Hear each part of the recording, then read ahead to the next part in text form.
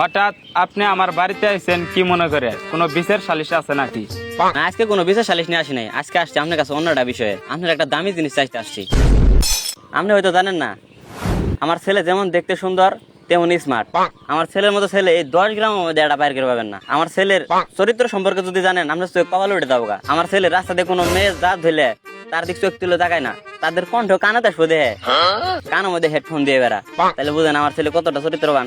আমার ছেলের হাতে যদি আপনার মেয়েরে তুলে দেন, আপনার মেয়ে কতটা সুখে থাকবো, তাহলে একবার চিন্তা করেন।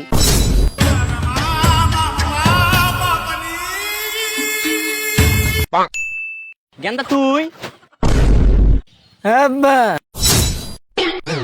ওই তুমি ওরে ধরে নিয়ে আইছো কে ওইভাবে?